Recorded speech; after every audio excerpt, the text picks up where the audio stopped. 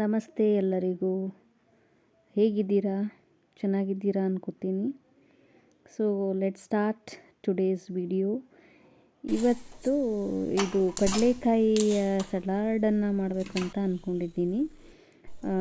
ಒಲೆ ಹಚ್ಕೊಂಡು ಅದಕ್ಕೊಂದಿಷ್ಟು ಬಾಣಲೆ ಇಟ್ಟು ಒಂದಿಷ್ಟು ಎಣ್ಣೆನ ಹಾಕೊಳ್ಳೋಣ.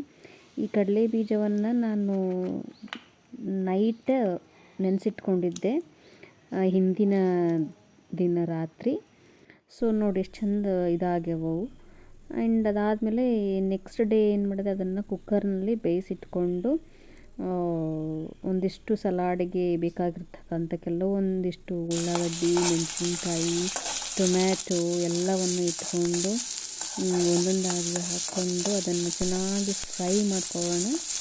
ಫ್ರೈ ಮಾಡಿದ ನಂತರ ಟೊಮೆಟೊ, ಉಳ್ಳಾಗಡ್ಡಿ, ಮೆಣಸಿನ್ಕಾಯಿ, ಅದಕ್ಕೆ ಒಂದಿಷ್ಟು ಅರಿಶಿನ ಪುಡಿ, ಮಸಾಲೆ ಪುಡಿ, ಉಪ್ಪು ಎಲ್ಲ ಹಾಕ್ಕೊಂಡು ಚೆನ್ನಾಗಿ ಮಿಕ್ಸ್ ಮಾಡ್ಕೊಳ್ಳೋಣ. ಅದಾದ ನಂತರ ಬೇಯಿಸಿಟ್ಕೊಂಡಿರ್ತಕ್ಕಂಥ ಕಡಲೆ ಬೀಜಗಳನ್ನು ಏನು ಮಾಡೋಣ ಇವಾಗಂದರೆ ಇದರಲ್ಲಿ ಹಾಕಿ ಮತ್ತೆ ಅದನ್ನು ಚೆನ್ನಾಗಿ ಮಿಕ್ಸ್ ಮಾಡಬೇಕು.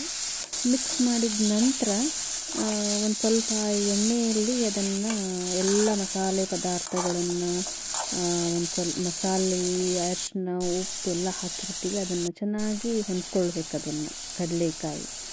ಸೊ ನೆಕ್ಸ್ಟ್ ಮೇಲೆ ಒಂದು ಸ್ವಲ್ಪ ಕೊತ್ತಂಬರಿ ಬೀಜನ ಹಾಕ್ಕೊಂಡಿದ್ದೆ. ಈ ಕಡೆ ಇಲ್ಲೊಂದು ಸ್ವಲ್ಪ ನಿಂಬೆ ಹಣ್ಣನ್ನು ಇಟ್ಕೊಂಡಿದ್ದೆ, ಅದನ್ನು ಹಾಕಿಬಿಟ್ಟು ಮಿಕ್ಸ್ ಮಾಡಿ ನಂತರ ಸರ್ವ್ ಮಾಡಿ ಬಿಸಿ ಬಿಸಿಯಾಗಿರ್ತಕ್ಕಂಥ ಸಲಾಡ್, ಕಡಲೆಕಾಯಿಯ ಸಲಾಡ್, ಕಡಲೆ ಬೀಜದ ಸಲಾಡ್, ನೀವೇನಂತೀರ ಅದನ್ನು ಕಮೆಂಟ್ ಮಾಡಿ ತಿಳಿಸಿ.